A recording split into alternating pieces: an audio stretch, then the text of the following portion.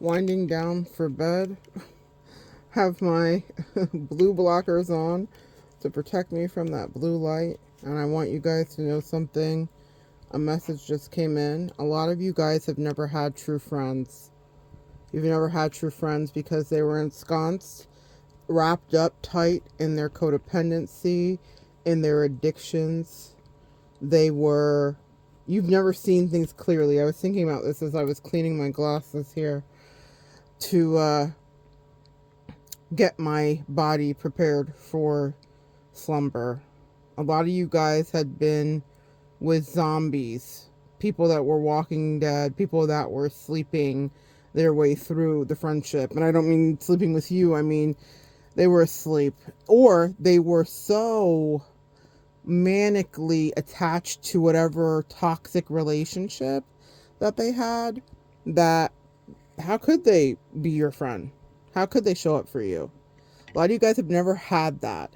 So there's a time that comes for any empath where you're so deeply hermited and the phone is super dry and the energy's dry. And I'm going to tell you the truth, you'll love it. When you guys get to that point, high five me in the comments because it's a really wonderful thing to not have a million obligations to people unless you want to be obligated. I go through seasons and I share that here with you where I'm in and out, but mostly I distance myself happily. I want you to understand something about that distance or re-entry. A lot of people resent that you're capable of doing that because they can't. They need noise and chaos at all times. You know, I've talked a lot about a bestie breakup that I had, and I just realized we were fundamentally incompatible, and that's something that people never want you to say to them, like, oh, we just don't get along, because they want you to stay there because they need to be able to pull from your energy, siphon from you, torture you, have you be their projection beating post, God knows what else, because they couldn't even fathom doing the shadow work that you guys do, Earth Angels, and it terrifies them, honestly. It's not just because we're so magical, it's because it's scary. It's scary for us too. We just push our way through it. You know, we just do it. But people are so caught up in the cacophony of their life. They think it's a symphony, and it's absolute mayhem and clattering and banging of pots and pans and insanity, and they've never not been attached to some kind of connection or relationship where they're just settling in it. It's not that it's not only not fulfilling them, and if they're in it, it's not that they're like, well, this isn't fulfilling, so I'm going to renegotiate this so that it can fulfill me or that we can meet somewhere in the middle. They're not even realizing that that's an option for them. So when people are like, I'm your friend, are they your friend? Because are they a friend to themselves? Are they showing up for themselves? Are they capable of setting any boundaries? How can they help you with anything if they are so desperately dependent on another human's energy? Message. If someone needs the validation of everyone else around them, then how can they help you with anything? It's very important for you to have friendships with people that are comfortable in their own head, comfortable in their own space, comfortable in their own lives, comfortable maybe even being alone in their own bed.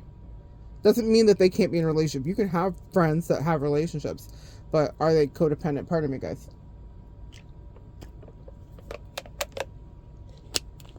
Are they codependent relationships? A lot of you guys have never really experienced a true embrace of friendship. And also, message, Earth Angel, a lot of the reasons that you are in such high demand and people pull and drain on you so much is because tempted to touch, I'm channeling that. Little darling, I need you so much. People have never had such a pure connection. They've never had someone show up in their life the way you show up for people. So you're showing up and you like show up. You up show. You show up. You show up the people in their life. You up show.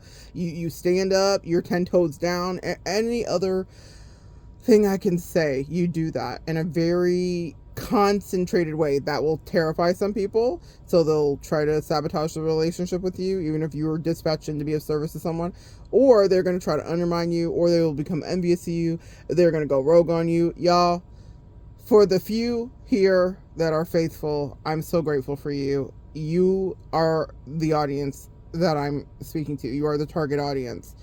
It's earth angels like you who know what it is to have all those weird things happen when you're just trying to exist in a relationship. And if people are deeply codependent, man, you're never going to get an honorable relationship from them. So when you walk away, they're like, oh my goodness, you could just leave. Did you ever care about me? Yeah, but man, I did care about you and I invested a lot into you, but I just didn't feel like there was any reciprocity unless it was for an aim or some level of manipulation. It wasn't just that you were genuinely like, hey, how are you?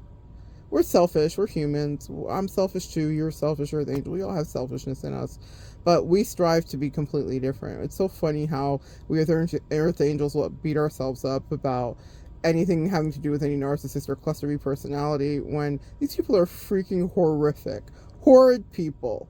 Horrid actual people. They would never, ever be as moral as we aspire to be, what we beat ourselves up for when we're not hitting the pinnacles. And when you let a narcissist or a cluster B gaslight you into thinking, like, oh, you see, you're not doing great, you're just like me. Nah, sweetie, let me correct you and stop you in your tracks. You're nothing like them. Okay? That's just them trying to pull you back, okay? You're nothing like them. They're also angry if you're able to separate from them. They're also frustrated because they cannot not have the calm energy that we kind of love to marinate in. They relish in the din, the loudness, the noise. They relish in all of the drama, the gossip, the back and forth, the pulling in everybody's energy. They can't be by themselves. They can't even separate from things that are terrible for them because anything's better than being alone. That's actually their nightmare. So how can you ever have had a friend if they could never just sit there in the peace of their mind? If that's the scary time for them, then that's a demon time that they're going to give to you. Because eventually it's going to be you that they triangulate to. You know, I was talking recently about my sister and her asking and making it clear, like, you know, you just disappear from the family. And my angels have asked me to do a very delicate balance with this. They did tell me your family misses you. You are going to reintegrate here shortly. Your angels will always give you a heads up about, you know, shifts that are happening in your reality, especially when you've stepped out of the matrix. They're going to give you a heads up because in order to, these other people are still in the matrix. So in order to survive it, you have to be able to maneuver it. That is a very precarious place for any earth angel to be. Your family misses you. You want to reintegrate, but I'm channeling sinners. Do we invite the vampires back in? It's a very delicate place to be when people are codependent and they're angry that you were able to separate themselves from, or yourself from them. That doesn't mean that you don't go back in, but it means that you're doing it with hyper caution because people would like for you to be the one to fully alleviate them, and I'm going to evolve with you and walk through how I manage and balance this. I have some ideas and some strategies, but I still have to walk through it in reality. But what I know is not just for my sister, but for many people that I'll never talk to again. Not just, there's one thing to balance the people that I will have integrated in my life currently, but I'm talking about the people that I will never ever know what the sound of their voices again, ever. Those people get very angry, earth angels, when you walk away from them because of the deep codependency that they exist in. Listen, I know what it is because I've been in it. So we're not self-righteous here. I've 1000% been in that level of codependency. And I know what it is to be terrified, you know, that someone that I love dearly was not going to be in my energy or in my sphere. But man, I'm so grateful for the way that God broke those chains off me. I'm channeling break every chain. I'm channeling that other song that's really popular right now, God Don't Play About Me. God doesn't play about you, and so you are comfortable in your own company now. That is a huge accomplishment that you have done, but a lot of people can't do it like you. And I want you to understand that it's the key to your dreams coming true. Getting away from everybody and all of their opinions, guys. I don't even know if you can feel the shift in me. I just feel so much more sane when I keep my own company. Because I am so sensitive and psychic, whether I want to be or not, that people's energy will permeate me. And I was able to maneuver and do things just like I recommend for you. Think of anything you wanted. Think of any dream you've ever had. When you have a lot of people's opinions about what you can or can't do, or they want to get in your business, or oh Lord, it's this or that, but it's because they need something to chew on. I'm channeling cows chewing the cud. They need something to chew on and macerate your life down, because their life is a thud or a dud. They're just sad in it. So they're truly living vicariously through you, but that gets very dangerous. Okay? That gets very dangerous when people start to live vicariously through you, because then you don't get the room to just be and do what you want to be and do. And if people are codependently attached to you, it will restrict you.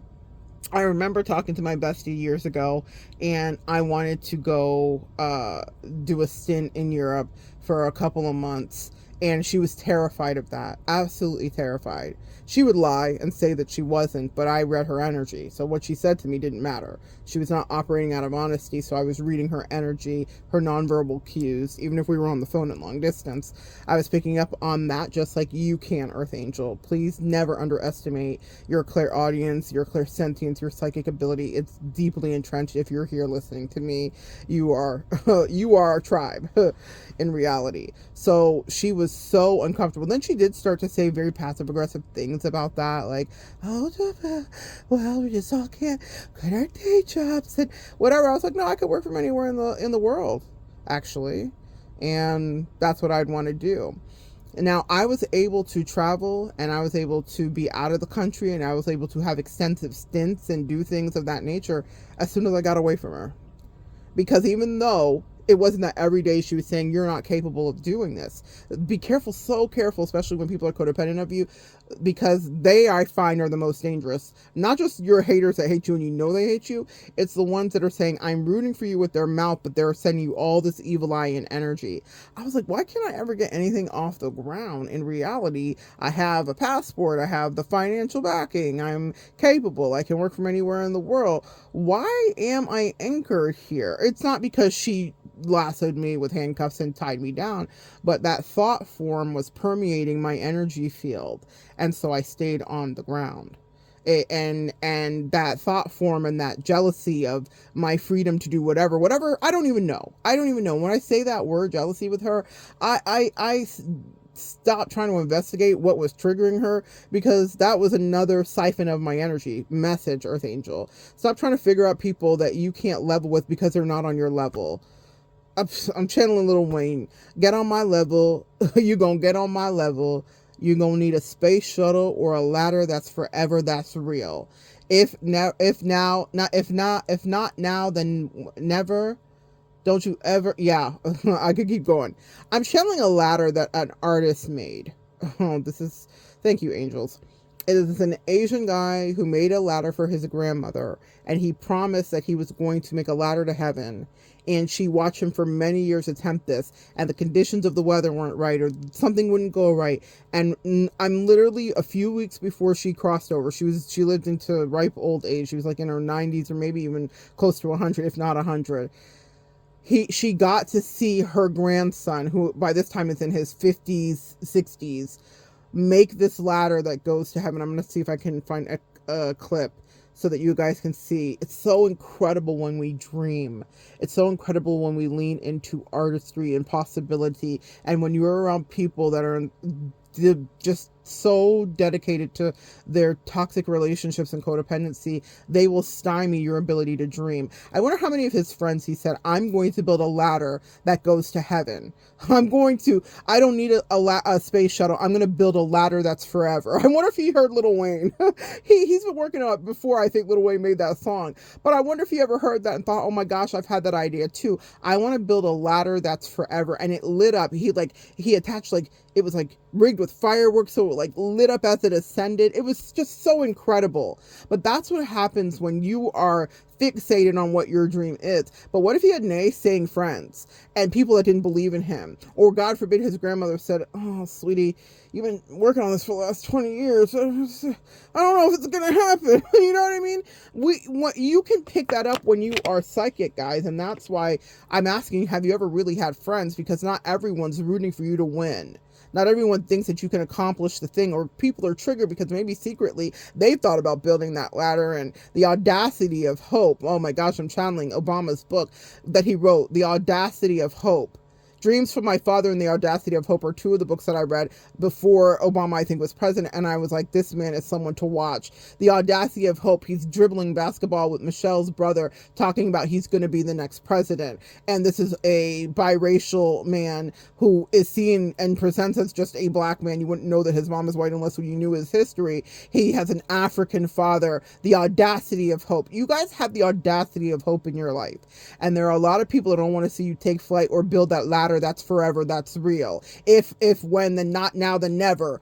He said it will not be never. And before his grandmother passed, he lit the sky with the fireworks of things that danced in his mind's eye. And because he decided to divorce himself of people that were tethered to their mundane lives and codependency, he created a piece of artistry that will live forever, infinitely. And moreover, he kept a promise to someone who always believed in he. God will send people that believe in you.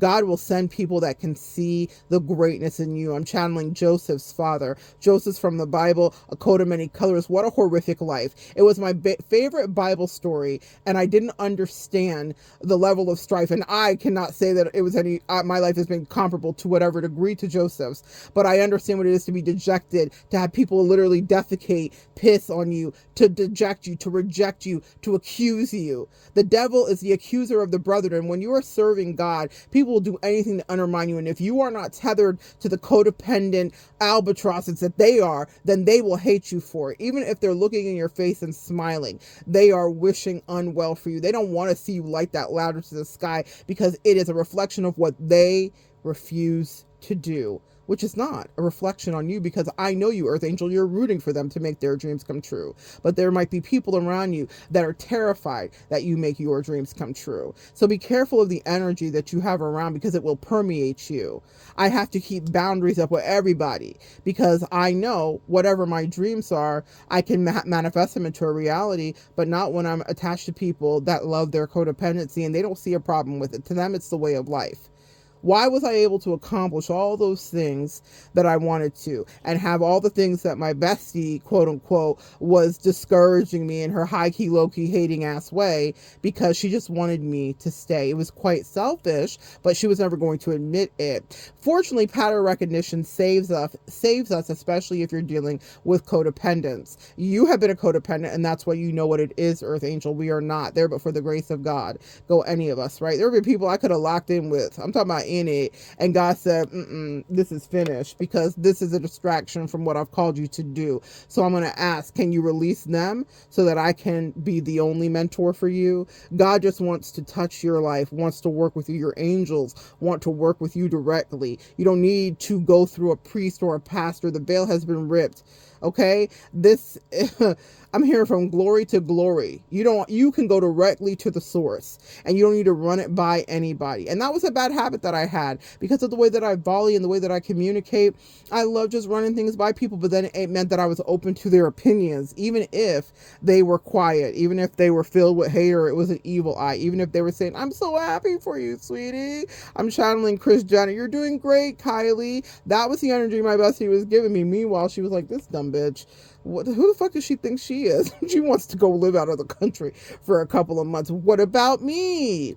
And that pattern recognition saved me. I saw it in other selfish people's family members. What about me? Freaking grown-ass people acting like toddlers, like they couldn't take care of themselves properly because their family member deserved to go live their own life. But if they were ensconced in that codependency, then that was the strife that they were going to take on, was the fears of their whomever was around them. And that was what I was taking on with that bestie. I asked, it begs the question, did I ever really have a friend in reality? The pattern recognition that I saw was with my twin flame, when she had someone who was also mentally insane to a certain degree, though she was weak and fed into it. So let's call a thing. But you're going to leave me when she wanted to go live her life and win. And so, because of a codependent attachment, she derailed her life. What a nightmare. She might be getting it on track now. God bless. I hope for her that she got out of that mess. But she let someone who didn't really have her best interest at heart and was actually jealous that she might go live her best life and they would be apart, pull her into that. So when I learned from observation, like many of you I hope do too, and so when I had a bestie saying, what about me, in her quiet, passive aggressive ways, I said, what about you? What about you, ma'am? We came into this life by ourselves and we will leave by ourselves. Amen? Amen. When that man's grandmother passed, she crossed over alone. She may have had ancestors waiting to receive her, as the angels have made it clear to me that that's how it goes. You've heard it from past life accounts, or from near-death accounts from people. And so, yeah, but she left in her birthday suit like she came in, like all of us do. Be so careful with these friends that are trying to tether you. I'm channeling Us by Jordan Peele. You have tethers that want your life to feel how their life feels. And that may not be your lot in life, or maybe you've already up leveled through that strife. When I say stop trying to explain to people that are not on your level, because you cannot level with people that are not on your level. And they would be offended by that. But really, you already passed whatever test they've gone through. When that bestie was sending projections of like, well, why do you think you can do that? And whatever. And why do you think you could try? I was like, ma'am, you travel and you do you all the time. You just want me to do it with you. And you know what's so funny, guys? Pay attention to how things unfold in your life and relationships. I want you to pay attention. I want you to go back to your last toxic relationship in your head and think about the first time you knew that this person would leave you for dead, one, or would rather have your air supply be cut off than you disconnect from them. They didn't care about you. Go back to that place in your mind when you knew that they were not going to put your interests at all before them. That bestie was incredibly, incredibly selfish. And I'm not just shit talking. I'm just saying pattern recognition saves your life. She was very selfish. She didn't give a damn about me. Not really. She gave a damn about like manipulatively doing things for me so that she could extract back whatever payment that she felt that she was owed, and then say like I was ungrateful, all the things. But in those moments when I think about, did I really have a friend? No, I didn't. I had someone that wanted me to commiserate, and then I started to dumb myself down and hide things that were going great for me because I knew that she would be unhappy. That's not a friendship. That's codependency, and it's toxic codependency. That's insanity. I couldn't really soar. I couldn't fly until I was free. So if you think for a second when you get back around people, if you have to be, and think that they're just happy that you just have all of this autonomy, people really get triggered by that. And I just want you to know that for the 35 of you that are here that hear this, I want you to understand that people really don't need to know all of your business, because they will try to not only have you dismiss it, but they will try to derail it, truly, because they want you to be tethered and attached to them in their codependency and their misery. That's the truth. That's why healing and being away from people is really healthy for you, but do not underestimate that people will want to sabotage you in any way they can. They just maybe want to get you back in because they want to punish you. They're angry. Guys, like I said, we evolved together in reality. So I'm sitting down with my sister and she's laying out all these things for me to examine. And what I realized is she's been waiting for me to be back around her. Does she miss me? Does she like me? But does she only know one way to operate? Was she raised by narcissists? Was our father a narcissist, even though he didn't raise her? That wasn't the relationship that my father and her mother had. But she was raised by other narcissists. And so people have learned patterns of behavior. So she was saying to me, I have spent my whole life in the service of people. I've always had a husband, a this, a that, a person, someone to take care of. So she looks at me, and I divorced myself from all of that readily. And she tries to explain it away. It's because of this, it's because of that, and I hate that for you. And I'm like, I love it for me. I love the life experience that I had. But do you think for a second I don't understand that there's an undercurrent of resentment that I, to her, feel so free? From her purview of me, she sees me as free, because I will just be like, well, I'm not dealing with this. I'm not gonna be involved. And there is a resentment. You need to be aware of that. That doesn't mean that I'm not going to do the work that we're called to do, but it means do not go in blind to people or to be around people if you don't understand their truth of how they view you. And I'm not saying for you to need to know their truth of how they view you, for you to internalize it and allow you to derail you and affect you, but so that you can keep your equilibrium. I am very hyper vigilant about understanding where someone else ends and I begin. And as a recovering codependent, my name is Monette, I'm a recovering codependent. As a recovering codependent and people pleaser, it is very easy for me to merge into this spongy, mushy thing. But now I protect my energy vigilantly, and I'm like, oh, this is where you end and I begin. We are no longer one. I saw someone do that once, and I realized like the ignorance of youth and immaturity, and she was describing a relationship with a spouse, but she's not done she hasn't read those chapters of codependency yet. She'll get there someday. I pray for her. But she literally made the finger symbol, like take your index finger and your other index finger and bring them together. And it was like this talking point that she was saying that she didn't believe, because she was not so emotionally genuinely invested, more than this is a person that could provide protection, and like she was codependent. It was a codependent relationship. That's just the best way to describe it. This was a person that she needed to take care of her needs, or to put her into a place where her brain could function, because she was living in a Black Mirror episode in reality.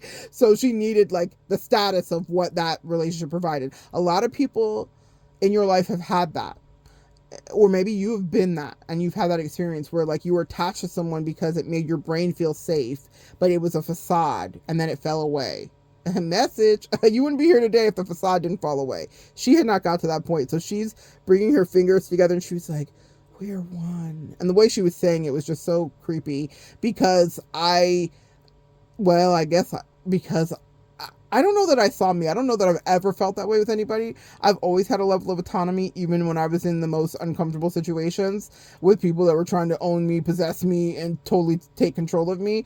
But the way she did that, I thought, oh God, this is the example of people are not on your level. You know, that would have been something she would have really struggled with, because she was quite egoic, but she just hadn't read that chapter. Sis, you guys get it? A lot of you guys have gone through a lot of those lessons, and one day she'll go through that too, and I imagine she'll learn that lesson as well. But when she did that like gesture, like to bring your fingers together, and she was saying it, and it was like in this like voice, it reminds me of like Japanese culture, how women are taught to be childlike, to be to capture the male gaze.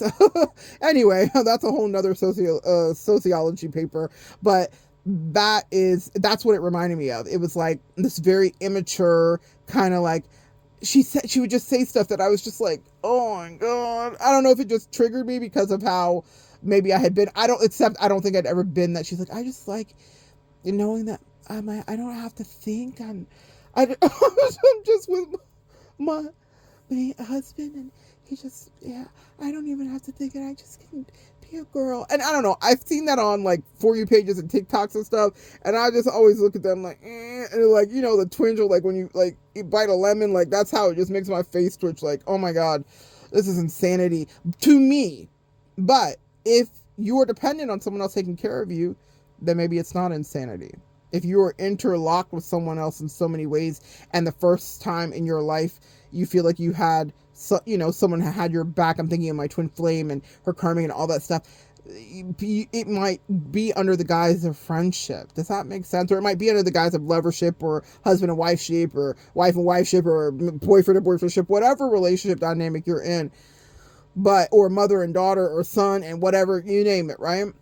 But you'll realize, if you really take a step back, that it's deeply codependent, and it's not anybody that's actually concerned about a relationship with you or your well-being. Actually, they're concerned about what your presence means for their reality.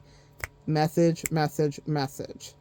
I'm so grateful for some of the experiences that I had, that a lot of people are like, I feel terrible that happened to you. I'm like, no, I'm actually grateful it happened to me, because it helps me to see you clearer, actually. And when I said go back to that place where you remember knowing that you could not be in a relationship, or like something was off, And I will tell you, when I had that moment with my bestie, I was in Paris, and, you know, I really felt like I wanted her brand of love, and I think I would have probably been with her and stayed with her for the rest of my life, but she wasn't really willing to be healthy with me at all. And she was also unwilling to admit that she wasn't being healthy. Like, she was just impervious to any kind of constructive criticism, though she was often she had no problem making observations of me. So my angels guided me to do something, and it was foreshadowing. And that's why I want to take you back to that place in your head when you knew, like, I'm going to have to get away from this person. And we were in Paris, and she was trying to rope me into the agenda that was happening with her and her daughter wanted to stop for like an ice cream, or something else was happening and whatever. And that was fine, but I wanted to do something different. And that actually was the whole reason that we ended up breaking up, was because we had divergent paths, and she was never considerate of what was going on with me.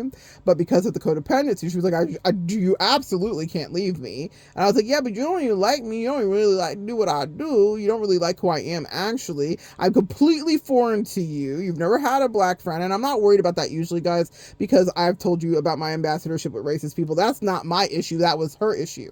I'm very comfortable in mixed spaces at all times. But I was like, girl, this is uncomfortable for you. You want this ideally, but this is maybe for me to be a token, and so you can say you have a black bestie. But in reality, do you take into consideration anything that's really going on with me? Now, I had trained myself to anesthetize whatever my needs were, because I grew up in a very racist South, right? I grew up with people that had real actual mammies in this real life, okay? They wasn't like something in a history book. In the life that they lived, and then they're looking at me, they had grown up with a mammy, okay? So I understood how to code switch and survive. For my melanated sisters here, you understand exactly what I'm saying. But I was just like, I don't think you like me, or that we're compatible in this way. Also, my autonomy is going to matter in this relationship, and this was a foreshadowing. So I was very guided to go my own way, literally. We got lost from each other in Paris, but it was deliberately. I did not want to be on the program that she was trying to beat into me, that I had to just do everything because I was with them. I was like, no, no, no, no. No, no, no, no, no. I'm not your child, and I'm not your man, and you're not going to rope me into this codependent plan. And actually, I would rather be lost in a country where I don't speak the language primarily than to be under your thumb and in your hand. That was the real truth, guys.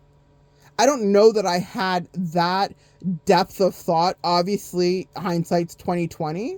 But in that time, there was a thing in me, the thing that caused me to survive, the thing that knows when to leave. Like, you have it in you too, that instinct that's like, this no longer can stand. This is not for me. I don't give a damn what the nuptial say. I don't give a damn what the pinky swear bestie contract said. I'm going to go my own way. I'm channeling Fleetwood Mac, very much a group of individuals all kind of going their own way. That was like herding cats in that group, but it made for great tension and great energy and great music too. Sometimes the things that don't go well will really be the things that are iconic to you. And that moment was an iconic moment for me. Terrified her because it triggered her codependency. Where are you? Why don't I have a hold on you? How could you leave me? There are all these things happening. I'm concerned for your safety. We're in a different country. And I was like, ma'am, I have been in cults. I have been beat within an inch of my life, choked out, treated crazy. I've had people threaten to hang me from trees, had me gutted like a deer with my entrails spread throughout the hills, and swinging from the first tree by morning. Sis, I'm a survivor. I'm a survivor. I'm not gonna give up. Okay? I don't think people really understand, Earth Angels, what we have been through to a certain degree. Like, me being lost in the city of love, it was the least of the worst things that had happened to me, okay? But making a point with her, which is like, I'm not for you to control. In reality, she will reflect back on that. I don't even think it'll be anything she ever thinks about or even understands or can conceptualize. But that was me taking a stand in that moment. I was like, I'm not your puppy dog. I'm not one of your animals. I'm not like healing. It's not sit good boy, sit good dog. Fuck that. I literally had a better time having a chat with a homeless man with no shoes who offered me some of his wine out of his bag. Of course, I did not drink it, but it was lovely. We had a lovely chat. I love meeting interesting people. I can survive anywhere. And that was what I learned. I made it all the way back to the hotel, all the way down from pretty much by the Eiffel Tower back to wherever we were staying in the hotel. And I remember walking into the little corner store and they were like, "You look like you've had an adventure today." The guy saying it to me in his broken English and I was speaking to him in broken French, and we communicated, and I bought myself a little beggar's meal. I had a baguette, a gluten-free baguette, some cheese, and some cherries I will never forget. And that was my little, and I made it back. I made it back to the hotel by myself. We lost, I made it, I rode metros by myself. I did all that stuff. I had never done it. Not to say that I've never ridden trains. I've been in New York. I grew up in New York. Not grew up in New York, but I spent time in New York. You know, I was born in New York, but I went there every summer. So that wasn't, obviously the metro was much different to me anyway than the trains in New York. But I made it back is the point. I had to figure it out. I had the survival skills. Thank God for being a Girl Scout. And I made it back. It took a few hours. And I remember getting back into the hotel room. They had already been back. And she wrote me a note. And I kept the note for many years. And she essentially was saying like, "Oh, I can't believe we lost you. I've been so worried about you. We're going to go get doner kebab. You know, I love you. And I just hate that this happened. And I just hope that I don't have to like essentially, you know, have a bad report for your mom." And I'm there with my little like, I don't know how I survived, guys, but I did. God is good. I walked God knows how many miles. Don't go to Paris if you don't want to walk. And I made it back with my little like my little like dinner of what I could get. And I remember reading that note as I was sitting on the bed and I was like, yeah, this was a great adventure. I'm glad it happened this way, but it was me understanding that I would always break away because I wasn't like her pet and I didn't want to be her pet. I wanted to be her friend.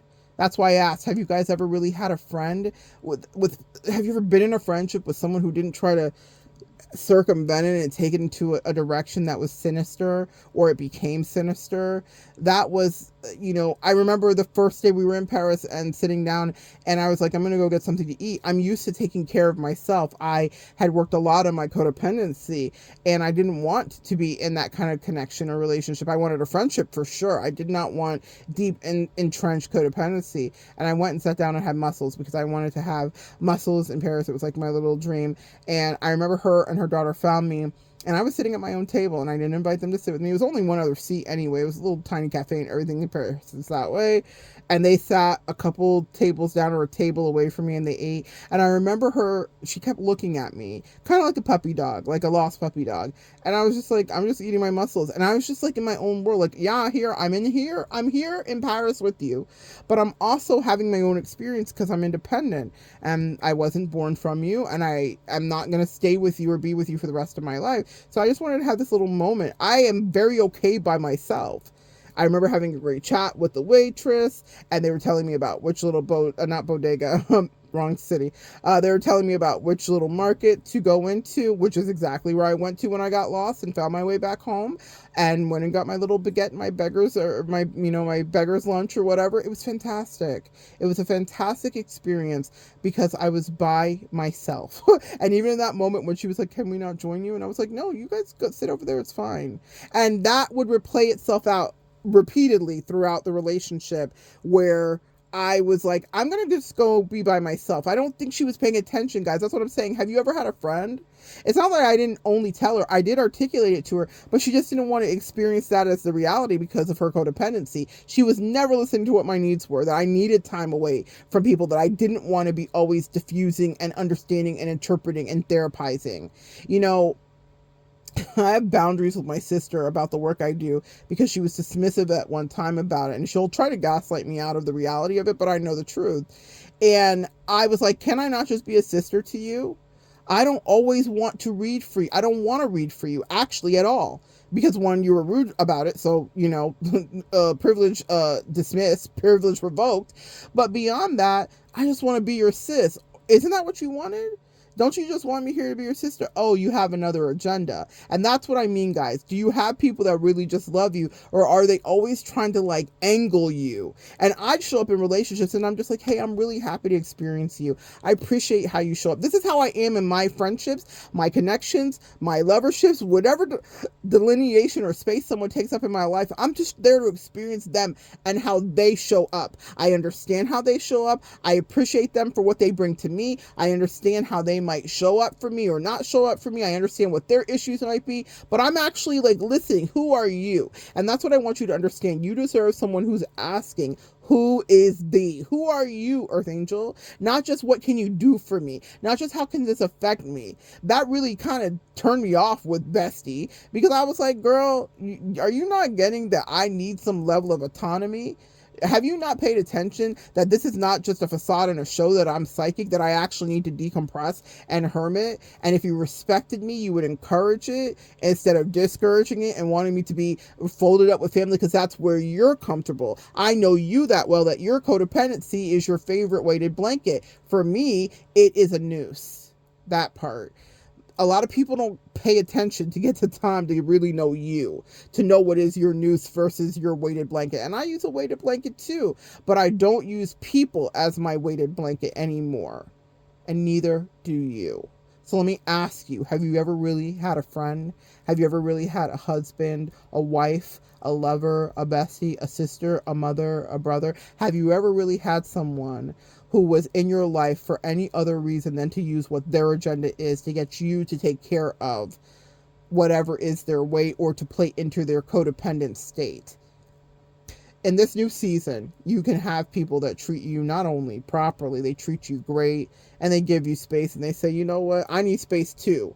Some of the best connections will happen when people are reading the room, but also they're good with themselves primarily. I had a video that I did where I gifted one of just a smart kid in Australia who's a reader. You guys have heard me talk about her moon. And so I sent her a package because the angels told me to. And I was like, angels, y'all, please don't set me up for the okie doke and have me looking crazy. But there were so many beautiful messages that happened in that because I was getting out of a connection with someone who was going out of their way to neg me and be weird with me, and who complained often about the way that I loved her, which was through any kind of gifting or anything of that nature.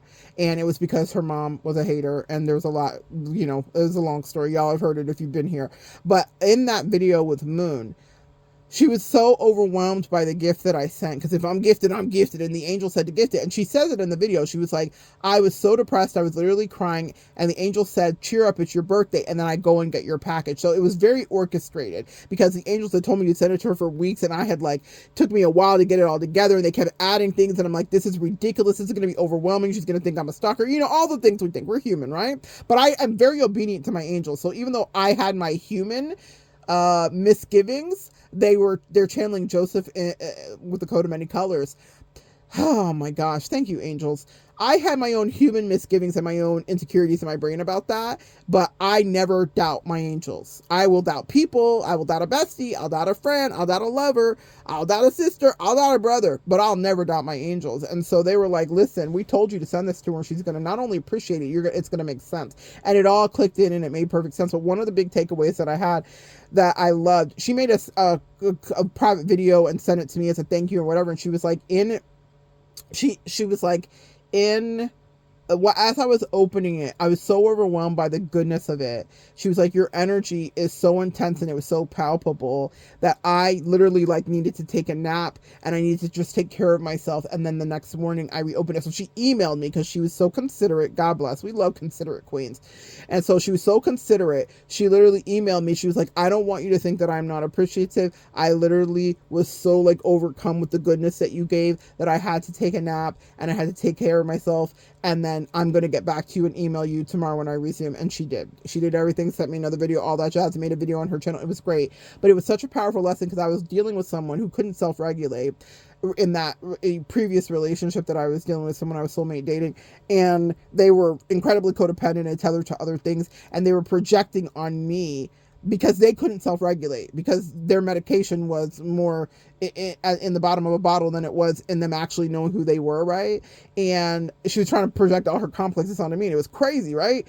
Have you ever really had a friend, a girlfriend, a lover? Some of you guys have just only had people that were emotionally attached to their mothers, or to their besties, or to their people that really didn't care about them but cared about how they showed up to serve them. Message, right? But it was such a great lesson. The angel said a person that's healthy will behave like Moon did. There's nothing wrong with the way you love, Monette.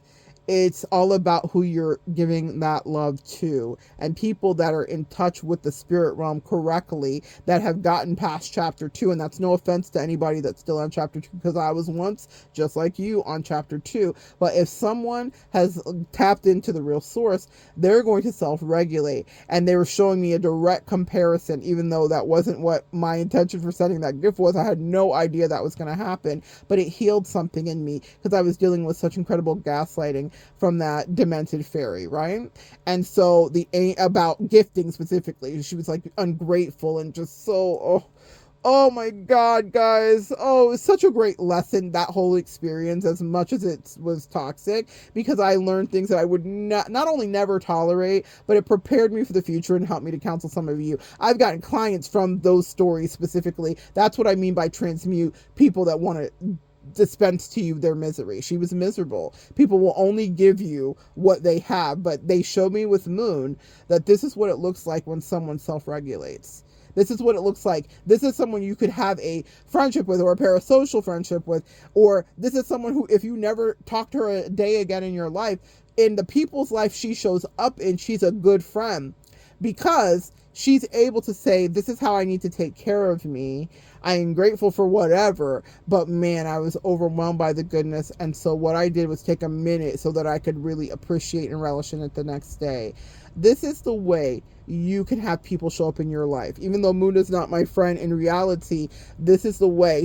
But she is definitely a contemporary and someone I have ultimate respect for. And I feel like it's very mutually. But what I will tell you is that that's how people can show up in your life once you divorce yourself of people that are so attached to their codependency with you, that you don't have to be up underneath somebody. You don't have to talk. You don't have to answer back immediately. You don't have to do any of that. And someone that is healthy will be able to regulate and process the love that you give and the way you give it, and it will not be overwhelming. You know how they always say, you weren't asking the wrong thing, you were asking the wrong person. Whoever I was dealing with was not even capable. It's so sad, but also kind of humorous when I look back. She was never going to be able to give me anything, even if I was ideally her all of the things. If I was in a man's body and it had a huge penis and all the things that she really wanted, she was still not capable of loving to the degree that would have ever been fulfilling for me, even if I was in a different package, so that she could shift her reality and her superficiality. Really, that's what it was about. But the point of me saying that is that sometimes you guys will beat yourself against a brick wall thinking like something's wrong with you when you're around people that were never equipped to ever deal with you.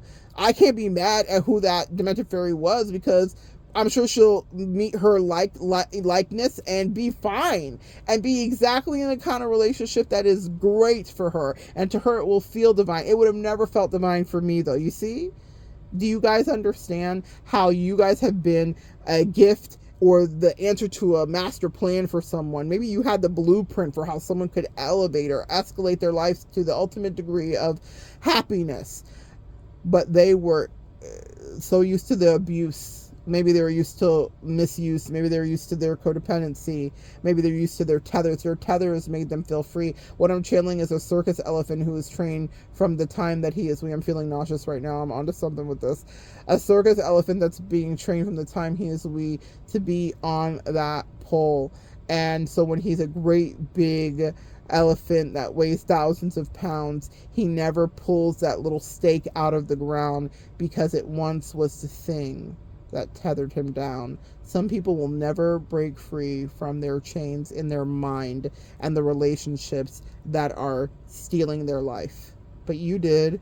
So please be cautious and re-enter back into the world. This is a message for me as much as it is for you, with increased caution, because there are people that will be filled with real resentment, that you know that you can pull that stake out of the ground anytime you want to. That's what I did when I was in Paris. You're not going to tether me to you. I would rather be lost and scared. I'd rather be naked and afraid. I'd rather be out here eating my baguette, and maybe it's not gluten-free because I didn't know how to ask properly. No, it was gluten-free though. But I would rather do anything than have you think that you owned me. You know, I think I traversed those issues lifetimes ago in the past, and I don't know if we had a repeat. Sometimes past life enemies will come back to whiplash you. What they're showing me is oh my goodness, it's from Mortal Kombat. The guy that has the chain that like slices people down with a chain. Like that's how I feel like those past life enemies come through. He's dressed like a bumblebee. You guys know what I'm talking about. It's in black and yellow, and it's like finish him. It's like I can't like I. That's what happens with some of these past life enemies, and they will be your fill in the blank, some moniker that seems so sweet in this lifetime, and it's really someone that was trying to end your life in medieval times. Like real talk, y'all. So you have to stand up for yourself and understand that you have to first be your own friend. If you want a friend, you got to be your own friend. In order for Moon to say, girl, the love was so juicy, I had to take a break, but I appreciate you. That was so healthy, and it was a wonderful demonstration, especially juxtaposed against Demented Fairy, of what it can be when someone's healthy. And so guess what? I stopped dealing with craziness, and then new things matriculated into me, but I am not attached ultimately to any of it. Maybe that's a trauma response. I'm sure there's some CPTSD here at work as well. But I'm really grateful for the way that I don't want to be around anybody, because it really means that I'm free, and it means that I was able to accomplish a lot of things and will continue to accomplish things because I'm not tethered to someone else's warped reality. Even being tethered to people that are in your life that you love, that really feel like they love you back, can restrict you to a certain degree. So that's why I asked, have you ever really had a friend? And I'm going to tell you the answer, if you're still racking your brain, is no, especially if they were ensconced in codependency, because they can't really see you. Just like that bestie didn't see me. She didn't really care about my needs or our level of real compatibility. She just thought, if you're my friend, you just do what I like to do, and then you listen to me bitch endlessly. And it doesn't mean that she didn't listen to me bitch too. Please, please, please, let's be fair. Of course she did. But what I'm saying is I didn't want to always live in despair. And I didn't want to always pretend that I hated my relationship. I had to hide that I liked my husband. You know what I mean? And that it was complicated. I like him and it's complicated. And I like him and also this other thing too. And she was like, bitch, my brain's breaking. What do you mean you're going to do that and this and whatever? And what does that mean for me if you have other bitches and whatever? I was like, it means that you're still my friend? I'm very confusion.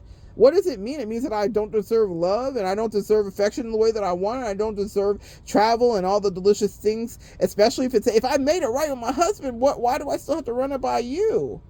That's what happens when you're dealing with codependent relationships, is that now they're like answer to me too. Pardon me? No. Now we grown. Do y'all remember the moment when you realized you didn't have to ask your parents for permission or ask your teacher, to do, like when you're in college, you don't have to ask to go to the bathroom. You just go. Like, guys, that's what happens. You're on that small pole thinking that it's stronger than you, and you're this like majestic elephant, and you could run through a village and kill the old lady that hurt your feelings like that elephant did in that one African village. You are very powerful, sis. You're very powerful, sir. If you're here, sirs, you're very powerful. You do not have to stay tethered to people that want you to think you are smaller than you actually are, especially if their nightmare is you going far. Please run away and understand that you can call in friends that actually care about you, but it probably won't happen until you're really comfortable with just being with you. Friendships can happen, and guess what will happen is you'll want to retreat back to your hermit, because actually you'll find that the most comfortable place you can be is when you are not having to transmute everyone else's hating ass, toxic, limiting, negative possibility energy. When you don't have to filter someone else's thoughts of restriction and you can't travel. I was all over the place. I was in all kinds of countries. As soon, and it doesn't mean I didn't travel to other countries with Bestie. I did. Clearly, we were in Paris, amongst other places. But it meant that it had to be her way, under her ruling, and she was literally not taking me into consideration, because what the fuck did it matter what I wanted? I was just there to be her, instant therapist. Just add water. I'm chilling espresso. You know that espresso that's in the glass jar? It's like a European one too. Nescafe. I was her Nescafe bitch. Just add water and you got an instant therapist. You deserve people that actually understand who you are, that know how you like to travel, what you're comfortable with, what you're not comfortable with, what you don't want to do, what you do want to do. Who are you? I was talking to my mom recently about, fits that we were wearing as a family to go to this funeral, right? And my aunt that passed away always liked to have a wig or have her hair be black or whatever. So I said, Mom, are you going to wear a wig in honor of, your bestie that just passed? And she was like, nah, I've been wearing my natural hair. I like my grace. I'm good with it. I'm just going to, everybody's always asking, but I'm just going to wear my natural hair. Because I was like, Mom, I'll get you a wig, whatever you want. I already have gotten her wigs, whatever you want to do. But I said, are you going to, in honor of Bestie, are you going to do black hair too, or are you going natural? She said, I'm going natural. And I was just really proud of her, because she was not submitted to my peer pressure. And my mother is very much into how I appear in this stage of my life, since I've, do hair and makeup and all that stuff. That was not always how I was. I've always told you guys that I was very natural for many, many years. That's why, gosh, guys, it's so important to like you. I don't know how much more I can get that message through to you. Me withstanding a lot of the emotional abuse that I've been through is because I really liked myself much more than people understood. They were like really trying to make me hate myself the way they hated themselves, and also the way that they struggled with me, because they were incredibly superficial and low vibrational and immature and petty. So they were like, God, if I was you, I would hate me. And I was like, I actually really love me. If I could blend up my magical ass melanin, I would drink me. Guys, I love me so much, and you have to, because the world will try to beat you down and have you feel like you're crazy. And I was like, no, you hate you. I love me. And if I was you, I'd love me more. Like I could see their beautiful traits that they were hating on and nitpicking themselves about. And I was like, my God, what a waste of a life to be always self-hating this way. I'm so grateful for the body I've been in. I'm so grateful for every single rejection, guys, because it gave me a personality. It gave me the emotional fortitude to have thick skin and actually like me, bitch. You lose 1 pound to 5 pounds and you're like, oh, I hate me, or you're like nitpicking yourself. Like, the people I've been around were so self-hating for any reason, from the color of their skin to the size of their body. And I was like, man, I couldn't afford that. I would have hated me my whole lifetime. Man, I love me. So if you work on loving you, especially when you get away from people that hate themselves, because they're going to want you to hate you too. And they're going to be weird. And why are you being weird with me? And it's just a crazy situation. But anyway, I digress. I was saying that it is, what was I saying? Beep, beep, bop, boop, boop. Loving yourself, standing up for yourself. I don't remember. I'm going to listen back and be like, that's what I was saying. Anyway, I was proud of my mom because she stood on business. She was like not letting me peer pressure her. And what I was saying is that my mother enjoys the way that I look. My mother has always taught me to carry myself well, but she cares about what I look like. And I remember being in the hospital my last time when I had my thyroid out, and I was getting ready, and the orderlies and stuff and the people bringing in the trays were like, oh my gosh, you're like dressed, you're putting on. And I was like in ICU, so I was there for a week and a half, okay? So there was no reason to be dressed. There was hospital gowns. What I was doing my makeup. I had showered or did my little bath shower that I could do because I wasn't allowed to get in the shower. But, I did a little thing and used all the stuff that they bring and was doing my thing and got my makeup ready and did all that stuff and changed my clothes. And the guy that brought in my tray, he was like, oh my gosh, you remind me of my wife, because my wife does all this stuff and it's just so lovely that you're doing this. I've never seen anybody do this in the hospital. Had my little makeup tray. I had decorated my room. It was super cute. It was great. Good times. And that, I don't know if you guys saw the video where I did the I talked about the blue, the heart of the ocean from the Titanic, and I had taken that with me, even though it's not a technical crystal that has a supercharge. The blue was what I was using because it was for my thyroid, quite literally, and I knew I was having that taken out. So I had that on my tray, just draped about it. It was so pretty, lovely, and that was like kind of my talisman that I was using to really heal my throat chakra, because y'all remember I could barely breathe, I could barely talk. That's how big that tumor was. And so anyway, this guy was just like, I can't believe you're getting dressed like this. And he was super complimentary and sweet. But I said, well, my mother is coming, and so I could not just be halfway. He's like, your mom knows you're in a hospital, right? I'm like, yeah, she knows I'm in the hospital. She's coming to the hospital to see me. And he's like, you're in ICU. Your mom expects you to be dressed. I'm like, yeah, she actually does. And I understand that. And so I would not receive her without me being like properly coiffed. So he ended up bringing another tray, the lunch tray. That was breakfast when we were chatting. He brings a lunch tray, and my mother and my whole family was there, and the room was filled up. We were laughing and visiting. And he said, I have to tell you, I was watching your daughter get ready this morning, and she was like anticipating the queen, because that's how I know I have to be for my mother. But my mother, that's how I would be for my mother. But my mother has taught me, do what makes you happy too. And my mother was like, I'm not putting on a wig for my Bessie that passed or you. And I loved that. I loved her autonomy. I love her firm stance. I love that at her age, she said, I don't give a damn. I'm wearing these grays, and I love that for me. And I said, I love it for you too. And I'm going to be in exactly the hair I want to be. My mom hates when I put color in my hair, but I love it. So I do what I want to do. Okay. I don't wear just black hair when I'm around here. I wear all the colors. And every time she cringes, I look at her and I say, I love you, because I love me. She's not going to make me feel crazy, and she's not going to let me make her feel crazy about her aesthetic either. In reality, we have mutual respect, and we enjoy each other, and all that jazz. But I love how she stood on business, and that was that. When you are in connections with people, you have to have that backbone about who you are. Stand on that business, because people will push you so far outside of your realm. I'm channeling sumo wrestlers when they're in the circle and they have to be pushed out. When you're out of bounds, you've lost the match. And people will push you out of your own bounds. I love that my mom said, no, gray hairs, slick down, big mama, 2 kids, not waiting for any black guy to hit my life. She was literally going the way she wants to go. And you know how I'm going to go? Exactly how I want to, too. Magical, sparkly, all that. I was at the altar. I was at church the other night, and I hadn't seen one of I was with an old friend that I used to go to church when I was like 15 years old. And she was like, do you know Moana?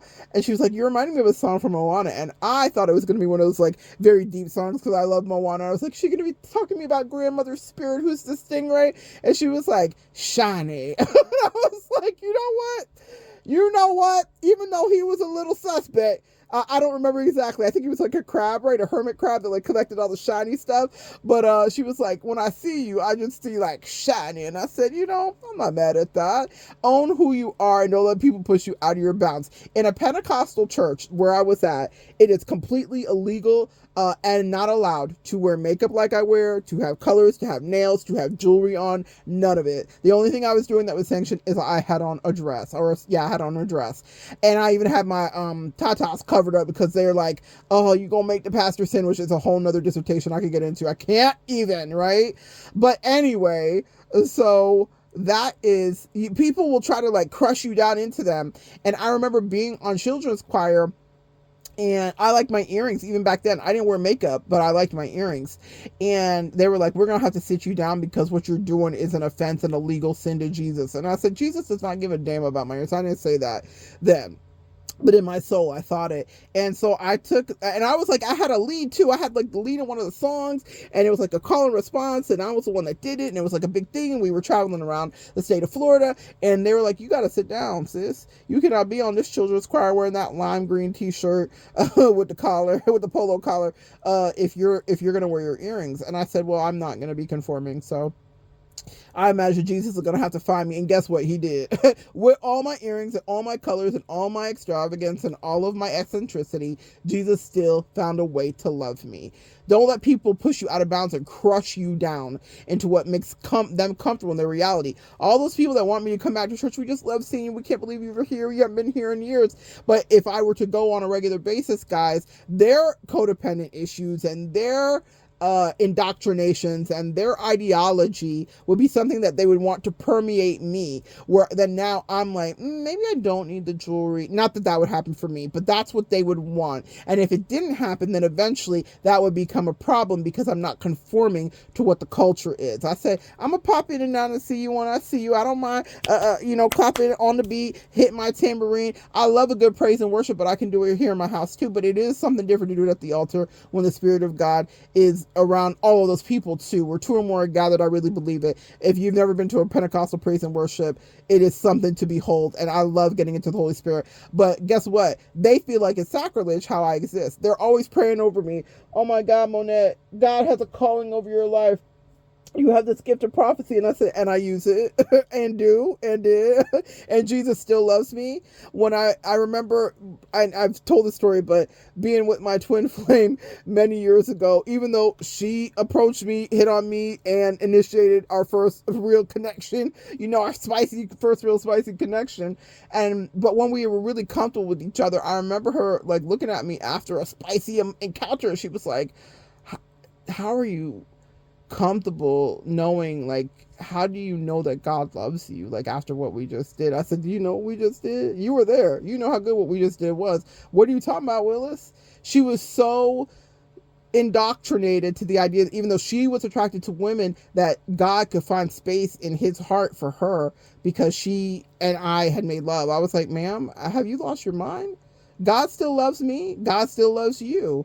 God sanctioned, and we did what we did do. And I was always comfortable in my skin, but there will be a lot of people that are connected to their codependent energies, their indoctrinations, their ideologies that were foisted on them by their tribe. Where do you end and someone else begins, or where do you begin and someone else ends? And that's maybe the thing to take away from this message today. People will want you to pay to play so that you stay put and you are a good girl. Sit, good boy, sit. And I was like, you know what? Jesus is still in me, sis. I love you. You love me. We could sing a little bit of Barney. What do you want me to do? But I don't feel guilty because I love you or made love to you. I don't feel guilty because I have on earrings and I'm singing about Jesus at the altar. My aunt was jumping and dancing and I was jumping and dancing too. And the girl that I knew when I was 15 said, you're shiny. And I said, and am, and do, and will be. And Jesus still loves me. But if I were to be in that environment on a regular basis, they would want me to succumb to the conformity and the codependency, to be in the hive mind that we all think alike. And that's something I'm never going to do.